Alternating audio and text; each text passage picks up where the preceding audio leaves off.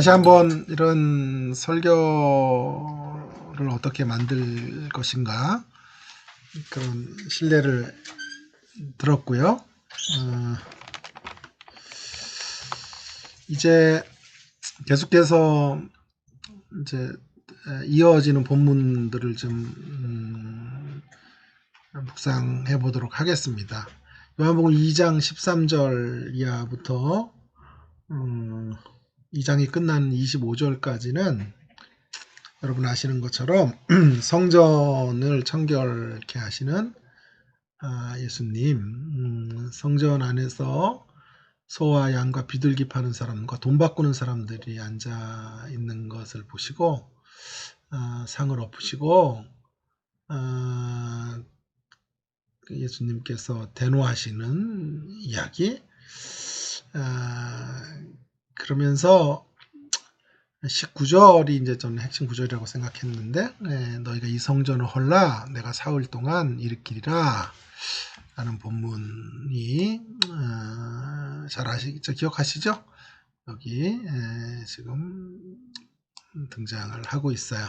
자, 본문 묵상을 좀 해보겠습니다. 여러분 이 묵상들을 잘 좀 기억하시고 제가 계속 사이트에 올려드릴 테니까 그것을 책상들을 잘 활용하셔서 나중에 설교나 페이퍼나 또 가르침에 좀 사용해 주시면 좋겠어요.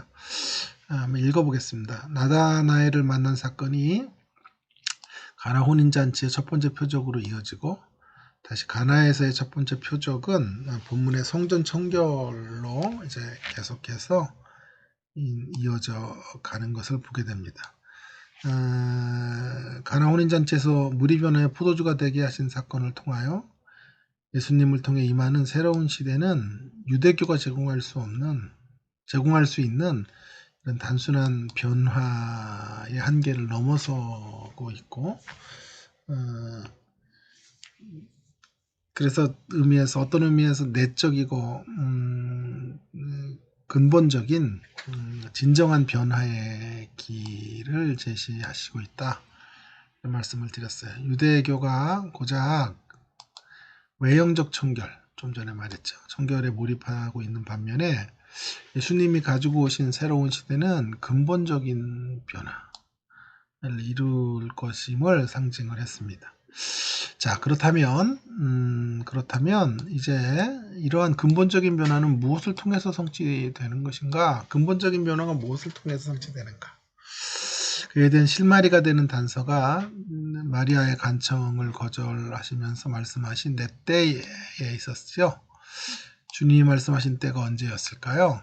그것은 십자가에서 죽으시고 부활하신 때를 말하는 거예요.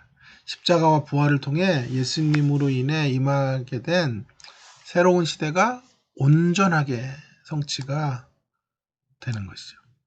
이렇게 본다면 예수님께서는 단지 유대인의 성전을 청결하게 하시는 분이 아니에요. 그것을 넘어서 그분의 성육신과 십자가 사건, 단순히 오셔서 성전을 청소하시고 그래서 겉으로 깨끗하게 하시는 분이 아니라 그것을 통해서 성육신과 십자가 사건과 부활을 통하여 유대인들의 성전 시대를 종결하시고 새로운 성전 시대를 여시는 분이에요. 예수님은 지금 나는 새로운 성전이다, 새로운 성전이다 라고 말씀하시는 것이에요. 여러분, 옛 성전은 뭡니까? 돌로 지은 그런 건물로서 옛 성전, 그 성전이 아니라 예수님이 부활로 인하여 새로운 성전이 되시고 그 안에서 거하는 자들을 한 몸 되게 하사 하나님의 거룩한 성전이 되게 하시는 거죠. 여기서 예수님이 이루시려고 하는 새 시대의 특징을 우리는 보게 됩니다. 그 새로운 시대는 제가 볼드체로 지금 강조하는 것처럼 건물 중심의 패러다임에서 사람 중심의 패러다임이에요. 사람 중심의 패러다임. 더 이상 건물 중심의 패러다임이 아니라 사람 중심의 패러다임. 예수님께서는 손으로 지은 건물로서의 성전 시대가 종결될 것을 말씀하시고 이제 자신의 죽음과 부활을 통한 성전 건축을 말씀하시는 거죠. 교회는 바로 이 부활하신 주님과 한몸된 자들의 공동체인 것입니다. 몸에 많은 지체가 있고 그 지체들의 역할이 다르지만 흔들릴 수 없는 공동의 기초는 예수님의 죽으심과 부활을 통해 세워진 공동체인 것이죠. 여러분, 이 사실이 지금 굉장히 중요하게 다시 한번 부각이 되는 시점에 한국교회는 직면하고 있다고 생각합니다. 우리는 그동안 지나칠 정도로 건물 중심의 패러다임으로 생각해 왔어요. 교회를 건물로 이해했고, 어떤 건물에서 일정한 성도들이 모여서 예배해야만 그것이 주일 성수를 지키는 것이고, 경건한 신자의 가장 중요한 의무로 이제 가르쳐 왔죠. 거기에 순기능도 있었지만, 거기에 또 여러 가지 잘못된 신학적 이해들도 있었어요. 지금은 어떻게 되었습니까? 그러한 건물 중심의 패러다임이 너무 큰 도전에 직면하고 있죠. 예배를 이제 드릴 수가 없는, 개신교가 이렇게 들어오고, 여지껏 이런 이제 예배 중단 사태가 이루어졌던 경우가 없었죠. 그런 일들이 이루어지는 거죠. 그러면서 우리가 거의 신화적으로 붙잡았던 가치관들이 지금 다 무너져 내리고 있는 거죠. 어쩌면 우리 하나님께서 다시 한번 교회가 무언지, 다시 한번 우리들의 패러다임의 전환을 요청하고 있는 것인지도 모르겠어요. 건물 중심의 패러다임에서 사람 중심의 패러다임으로 바뀌어야 하고, 결국 궁극적으로 그리스도의 몸의 지체들을 성숙시키고 온전하게 하는 게 교회의 사명이에요. 이 사실을 다시 한번 선명하게 강조하는 이러한 시대적인 방향으로 우리가 나아가야 한다라고 하는 것이죠. 그렇다면 교회가 예수님의 육체를 부수어 세워진 공동체이기에 늘 십자가의 정신 위에 서 있어야 돼. 교회는 십자가 정신 위에 십자가의 사람으로 변화시키는 게 교회의 사명. 그런가 하면 예수님의 부활로 세워진 공동체이기에, 아까 내 때가 예수님의 십자가와 부활이라고 했으니 교회는 다름 아닌 부활의 증인인 셈이죠. 부활의 능력으로 살아가는 사람으로 변화되어야 하는 것입니다. 예수님의 부활의 능력과 영광으로 허무와 무기력을 극복하는 사람으로 변화되어져 가는 것이 새 성전 대신 예수님이 우리에게 원하고 요청하시는 분부예요.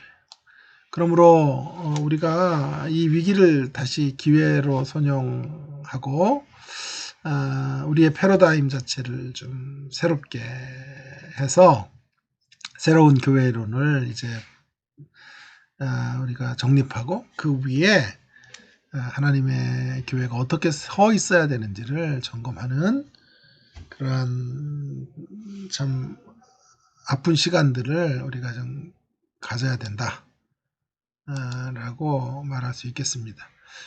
내가 너희에게 원하는 것은 주님 이렇게 말씀하시는 것 같아요. 폼나는 일을 하는 게 아니라 폼나게 변하는 것.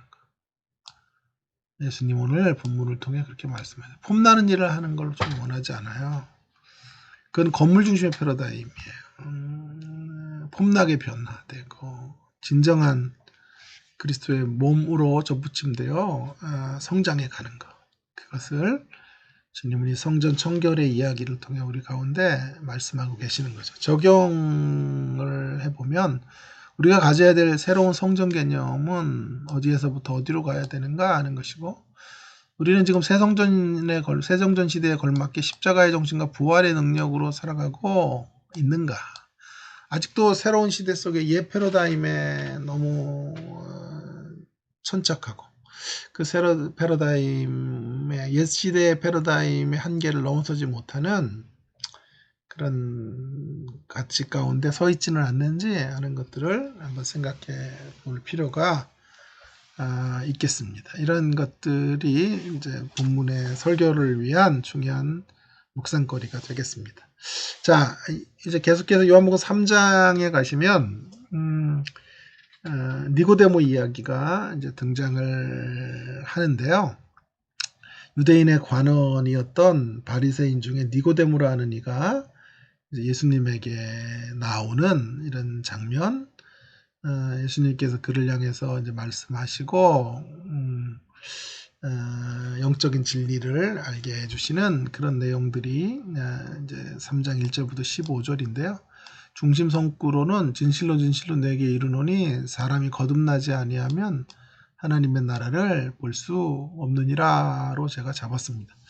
이제 본문을 좀 묵상하고 이 본문에 대한 이제 설교적인 착상까지 한번 좀 연결해서 설교문을 한번 제가 나누어 보도록 그렇게 하겠습니다. 먼저 묵상을 좀 한번 해보면요. 세상이 외치는 이런 이상적 구호들이 있죠. 이상적 구호와 현실적 구조는 이상적 구호와 현실적 구조가요 아주 달라요. 세상이 외치는 이상적 구호는 만인이 법 앞에 평등하다는 것입니다. 그러나 우리가 세상에서 느끼는 엄연한 현실적 구조는 차별과 불평등이 어깨춤을 추고 있는 것이에요. 이러한 이상적 구호와 이상적 구호는 모두가 다 인간의 하나님의 형상을 가졌다, 인간으로 대접받아야 된다라고 말하지만 현실적 구조는 그런 구조가 아니에요. 이 건너기 힘든 차이를 빚어내게 되었던 결정적인 이유가 무엇일까? 왜 이렇게 된 걸까요? 그것은 다름 아닌 이 세상이 가지고 있는 외모 판별법 때문에 그래요. 한 사람의 가치를 세상은 철두철미하게 외모적 가치로 평가를 하고 있어요. 지독하리만큼 첫 번째 출생에 속하는 것들을 기준으로 사람을 대하고 있기 때문이에요. 이렇게 세상이 첫 번째 출생에 속하는 것들, 예를 들면 학벌이랄까 부랄까 외모랄까 가문 같은 것들로 평가하는 시대로 가속화됨으로써 우리의 삶은 결국 수단과 방법을 다 동원해서라도 바로 이런 외모 판별법에서 높은 계단에 올라서기를 원하죠. 그런 처절한 투쟁의 삶으로 흐르고 많은 것을 보게 됩니다. 우리 주님이 세상에 계시는 동안 가장 아프게 바라보신 대목이 바로 이 대목이에요. 이렇게 인생들이 철저하게 첫 번째 출생의 가치관이 지배하는 어두운 영의 가치관으로 살고 있는 거죠. 우리 주님이 세상에 계시는 동안 가장 심각하게 다투신 사람들은 죄인들이 아니에요. 어쩌면 철저하게 외모에 속한 가치로 사람을 대하는 사악한 종교 지도자들이었습니다. 우리 주님이 세상에 계시는 동안 가장 안타까워했던 것은 이 세상의 가치에 순응하고 있는 교회의 모습이에요. 나약한 신자들의 모습이었어요. 주님의 사역을 결국 한마디로 말한다면 이러한 초지일관되게 이러한 세상 판별법으로 사람을 대하는 가치에 대해 도전하고 계시는 그 도전을 통해서 예수님은 연약한 제자들과 잠들어 있는 하나님의 백성들을 깨우기를 원하셨어요. 이런 외모에 속하는 세상을 도전하시는 주님의 사역. 이게 가장 잘 드러난 본문 중에 하나가 요한복음 3장이에요. 주님은 니고데모와의 대화를 통해 우리에게 그분이 찾고 있는 게 무엇인지를 분명히 말씀하세요. 정확히 말하면 오늘 본문은 첫 번째 출생의 기준법으로 사람을 바라보는데 익숙한 세상 가운데서 우리 주님이 바라보시는 것이 새로운 기준법인 것을 말씀하시죠. 주님 이렇게 말씀하세요. 사람이 거듭나지 아니하면 하나님의 나라를 볼 수 없다. 이 말씀은 주님이 찾으시는 것이 첫 번째 출생의 가치관이 아닌 두 번째 출생의 가치관인 것을 분명하게 말씀하고 계세요. 주님이 찾고 있는 것은 그 사람이 첫 번째 출생에 속하는 무엇을 가졌느냐가 아니라 위로부터 다시 태어날 수 있느냐, 태어난 존재이냐. 위로부터 다시 태어난다는 말은 두 번째 출생이거든요. 육신의 부모에게서 태어나는 것만이 아니라 두 번째 출생에 속한 자로 그 두 번째 출생에 속하는 증표를 갖고 있느냐 하는 것이. 주님이 지금 바라보시는 것은 세상의 관점에서 니고데모가 어떤 소유를 한 인생, 어떤 것을 소유한 인생인가가 아니라 하나님 안에 그가 누구인가. 결국 어디에 소속해 있느냐가 무엇을 소유했느냐가 아니라 어디에 속해 있느냐, 소속되어져 있느냐를 물으시는 거예요. 하나님은 이제 두 번째 출생의 가치관으로 사람을 대하시고 첫 번째 출생의 가치관을 뒤엎으시겠다 라고 하는 것을 그 하나님 나라의 가치를 예수님께서 보여주고 있는 가장 중요한 본문이 요한복음 3장의 니고데모와의 대화의 이야기가 되겠습니다. 우리도 마땅히 두 번째, 그렇다면 이제 이런 예수님의 가치를 우리가 드러냈으면 이제 교회가 가야 될 길이 뭘까? 결국 마땅히 두 번째 출생의 가치관으로 모든 인생들을 대하고 평가하고 바라보고 첫 번째 출생의 가치관의 기준에서 소망이 없어 보이는 인생들에게도 희망의 날개를 달아주는 일들이 교회가 이 땅에 존재하는 시간까지 존재할 때까지 끝까지 마지막 때까지 감당해야 될 사명이고 사역이다 라고 말할 수 있겠어요. 그래서 예수님이 무엇을 위해 오셨고 아까도 이제 그런 식의 논의를 했지만 교회는 어떻게 가야 하는지 아까 예수님께서 가나온인 잔치 이야기는 새 시대를 가져오셨고 마리아를 통해 이제 교회가 나가야 될 길을 말했다면 여기서는 예수님의 새로운 가치관에 근거한 교회의 진로를 이제 유추해서 말하면 되겠어요. 적용하기. 첫 번째 출생의 가치관으로 사람을 대하는 사람들로 인해 상처를 받아왔던 경험들이 언제 있었습니까? 교회가 예수님의 정신을 따라 살아가는 공동체라면 사람을 어떤 기준으로 우리는 대해야 할까 하는 것들을 깊이 묵상하면서 설교적인 이제 발전으로 나아갈 수 있겠는데요. 설교문 전체를 좀 한번 이제 제시해 볼 필요가 있을 것 같아서 이런 착상에 근거한 설교문 전체를 거의 뭐 비슷한 내용들이 더 확장되는 것이니까요. 여기 제가 적어 두었습니다. 그래서 그것들을 한번 이제 또 살펴보도록 그렇게 하겠습니다.